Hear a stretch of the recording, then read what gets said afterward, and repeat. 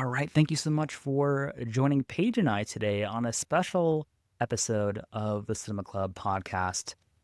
As most of you listening are aware, Paige and I are very much into the Last of Us television series as well as the video games.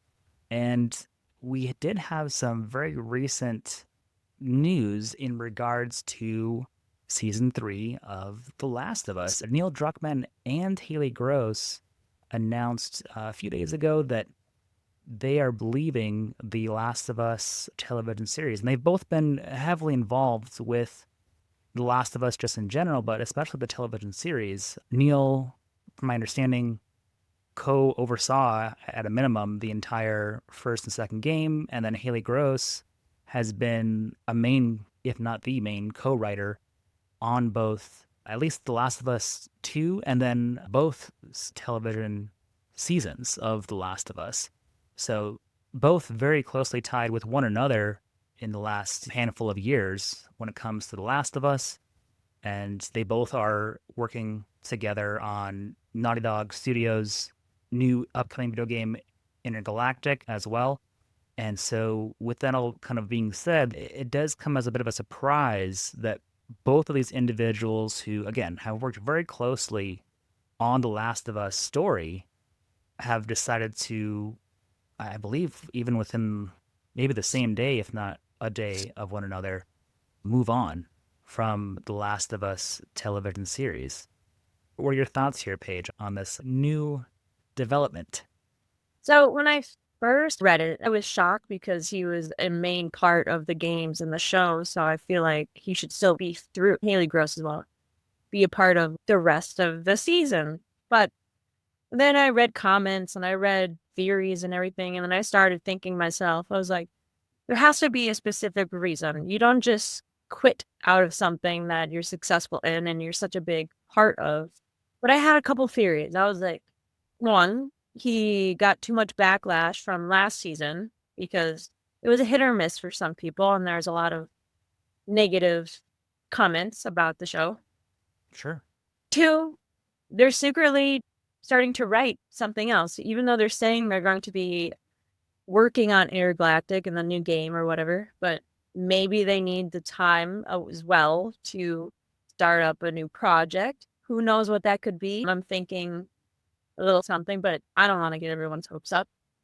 But also, who knows if they backed out because of Greg Mazin. He was the majority writer of Abby's portion, right? And maybe he just stepped back saying, this is yours, continue doing it, and I'm just going to work on this. Who really knows what's going to happen? But I just hope it doesn't ruin season 3, if that makes any sense. No, that makes total sense. And kind of speaking to your two main theories as well, I think those both do make plausible sense because your first theory that season 2 wasn't as well received overall as season 1, we had that similar situation play out with game 2 as well. The Last of Us season 2 finale had 3.7 million viewers across all platforms, I believe, which was a significant drop from the 8.2 million viewers in the season 1 finale. So that's like over 50%. Ideally, you want those numbers to go up. Like Game of Thrones, I think each season's finale viewership increased, I believe, every season. You want an upward trend instead of a downward trend. And again, to your point as well, at this point in the story, in the show, they nail the transition to Abby's story in season 3. Season 2 saw some departures from the game more so than season 1. That was a combination of both Neil and Craig. There were things that Neil specifically did that I didn't like, that he was very open about. The season finale episode in season 2 with adding the whole island, that was all Neil. Because Neil was very excited about that because they had scrapped that, probably for good reason, in the video game, and so he wanted to carry that into the show. There were things that both Craig and Neil were doing that I loved and didn't love. So after you said that, which I didn't know that, maybe they just decided that they didn't like his inputs. Just because you're co-creator and co-writer of a show or video game doesn't mean there wasn't an influence on one half more than the other. So maybe he was like, you know what, fine.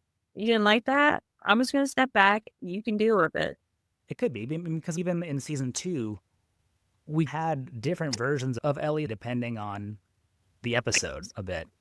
And from my understanding, Neil did co-direct, if not direct, 6 episodes total, I believe, in The Last of Us. And some of those episodes that he directed in season 2, I felt his personal touch on those things that he viewed as being very important, and that I think you and I both viewed as being very important moments in Ellie's story and in Joel's story.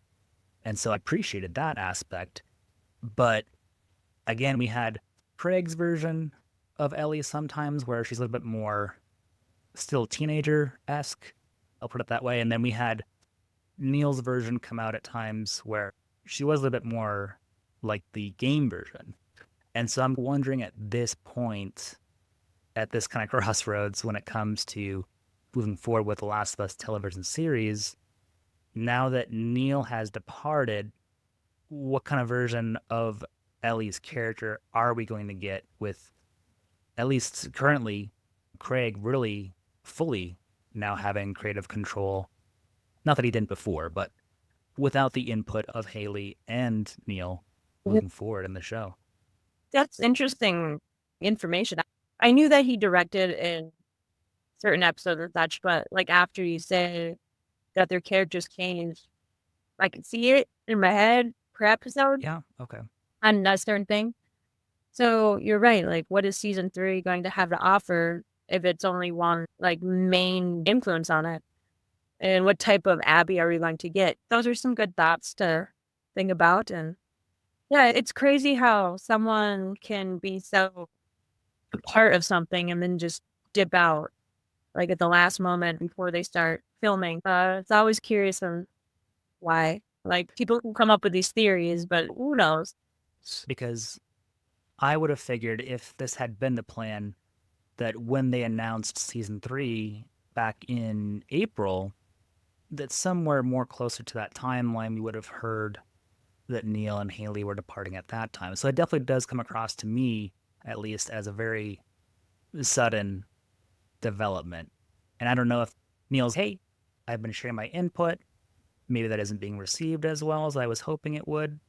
You have the blueprint of what I've already created, and I don't really want to retell that story again moving forward. So I'm going to go work on some other projects. I really do think it probably came down to some kind of situation with creative differences, if I had to throw out a wild guess.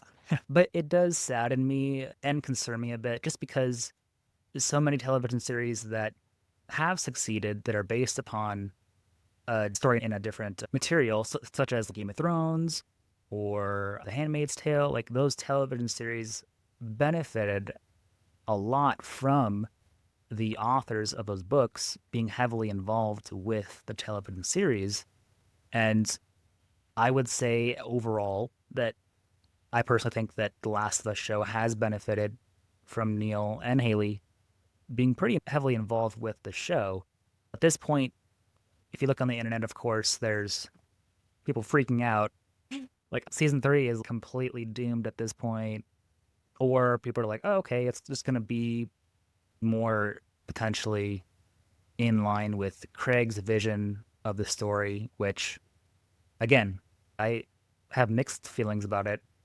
I'm hopeful, but I don't know what that actually will entail. And none of us really do, but it is, I think, a good thing for Naughty Dog Studios to have both Halley and Neil solely focused there on the games that they're developing. I'm sure it's going to benefit those games. But as far as the television series goes, it definitely gave me pause when I saw that pop up on X on Twitter. As much as I read up on it and read everyone else's viewpoints, comments, I do agree with you. It all boils down to that maybe Naughty Dog just needed assistance and they just split ways because of that. Because obviously they come out with some really great games and I really didn't look much in Intergalactic. I know it's a mixture of different stuff that they're working on. But yeah, I'm interested in seeing what exactly is going to happen and how they're going to portray Abby without the two other people that were a main part of it. Yeah, and I think if Craig decides to primarily stick with the script, the example of game two, that it'll be fine, if not great. It comes down to the creative liberties that he takes, which of course, like, he can and should do. I just don't know if those will all necessarily land. And depending on how many liberties are taken in the creative aspect of decision making, how that will impact viewership and how it's received overall moving forward. Because they've talked about at least making a season three and a season four. So I would imagine potentially a season five might be on the table, but with these viewership numbers, I don't know if they could justify making more than four seasons at a maximum. And so I think that season three is going to be pivotal. This part of the story in the game was as well, with the loss of Joel's character, and then with the gamer, and now the television series viewer following Abby's story exclusively. You had some people fall off of the game at that point. I don't know what the percentage was exactly, of course, that's up for debate. But when it comes to the television series, there was always going to be a shift, I think. But again, this is a bit concerning just because season three does have to really land, I feel, in order to set up the success for at least the season four. Yeah, that's what I was thinking too, because I know season 2 didn't do so hot compared to season 1. And they're really going to have to figure out what to change and what to creatively do to make it more successful than the last season. Which, personally, I think it'll have the same viewers because not a lot of people are interested in Abby's story as much as Ellie's story. So I think it'll be hit or miss on that. Maybe there will be more news in the future about the reasoning behind everything, because right now it's just stating the articles I read that he's going and working on the game right now. Because Intergalactic, the Heretic Prophet, is probably releasing sometime in 2027. So at this point in the game development, it really is go time for the studio. So in that regard, I think it does make sense for Haley and Neil to at least consider taking a few steps back from the TV show to really focus on ensuring the success of this new game. And I'm still very excited for season three. We talked about it a little bit in our finale breakdown of season two, but I'm in a space where I'm ready to take a break from the story involving Ellie and focus more on Abby because honestly, especially with how the finale sets things up, I was genuinely excited and wanting to dive more into who Abby is and getting more of a backstory on her, even though I know her backstory from the game. So I'm very excited to see what Craig decides to change or not change in regards to her character moving forward. In season two, there were some obvious choices in which they differed from the original source material, but they all landed okay with me personally. So hoping that trend continues. Yeah, well, I'm probably one out of a few that actually enjoyed playing Abby. Like I said in the episodes prior, is that I like her story and I'm excited to see where it goes. So hopefully he puts in the work and makes it enjoyable, entertaining, follows the script of the games. No, I think that Craig will, and even if it differs a little bit, I don't think it'll impact me as much just because I'm not as attached to Abby's story. I enjoy Abby's story. I think, at least for me personally, what may or may not land more so will be when we kind of circle back to Ellie and her story moving forward and how some of the decisions already made have set up her character to be a bit different, or at least I've perceived how she's making decisions differently than the game version. When it comes to Abby, I'm honestly pretty laid back and I'm just excited to see what kind of happens there. For me, it's more so concerned with Ellie's story moving forward. 100% correct. But speaking of part 2, I just saw that they came out with today. It's The Last of Us Part 2, but it's in chronological order. The day one of Ellie and day one of Abby are right back to back, and then it just keeps going. And it's like, Oh, wow. I don't know if it's just online. I don't know if it's like a physical copy you can get, but I know they just came out with that, and I was like, that could be interesting. That's really cool. Like a comparison of each of their days and how they match up. I've never thought of playing it that way. That was something that I was a little curious if they might have implemented a bit in regards to the structure of season two, but they didn't. They followed the first, like, what, 3, 4 days in Seattle with Ellie, and then we're gonna switch it up and backtrack, go with Abby's story in season three. But I definitely am genuinely curious about how that might impact just the perception of the story even a little bit, just kind of going back and forth. So I'll have to check that out for sure. Yeah, I just saw that on Instagram not so long ago, right before we started. I was like, oh, cool. That's interesting.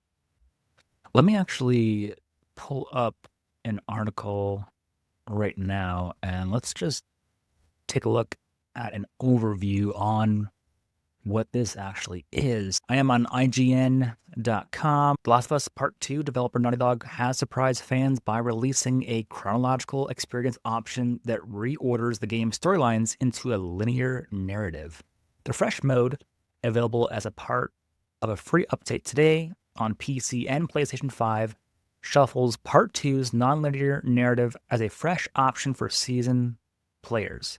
It looks like Naughty Dog is making clear that it sees the new chronological experience option as something extra rather than a replacement for the game's original storytelling. That was, quote, very intentional and core to how our studio wanted Part 2's themes and narrative beats to impact players. Looks like Naughty Dog is even going as far as to say that new players are recommended not to use the chronological experience option for their first run through the game, and instead experience Part 2 story in the way it was originally. Yeah, it looks like they're hoping that it just is another option that players can experience the Part 2's game through to hopefully get like an even deeper insight slash maybe appreciation for the story. Oh, here's a nice little snippet. So they say that players will be able to see how Ellie being gifted a guitar flows so neatly into her learning to play.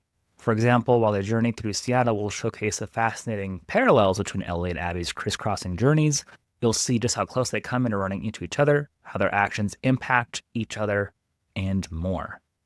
Okay, very cool. And looks like this is, as IGN is sharing here, a free update.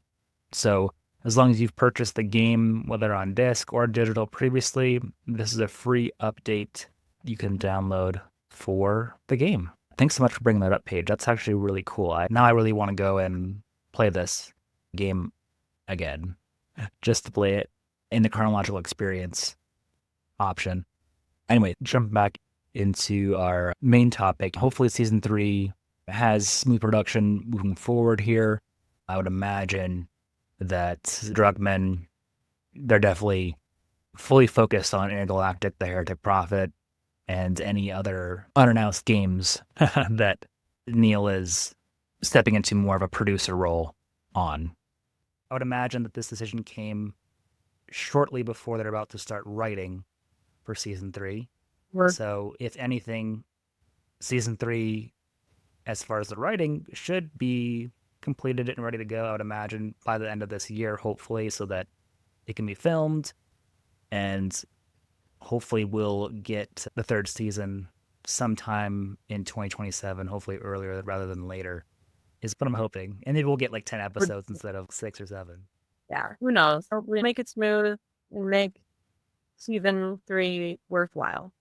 Yeah, which that really is what it comes down to, right? Like a worthwhile, enjoyable, consumable season of television. But yeah, thank you so much, Paige, for taking the time. It was something that I instantly thought of you when I saw this article. I was like, okay, I'm sending this to Paige. And I just wanted to break it down, get your thoughts. And I thought it'd be fun to record and share this out with everybody. Yeah, no problem. Like I said before, I always enjoy talking to Last of Us with you because usually people out in the real world don't really know what I'm talking about. So it's good to have in Last of Us world. Absolutely.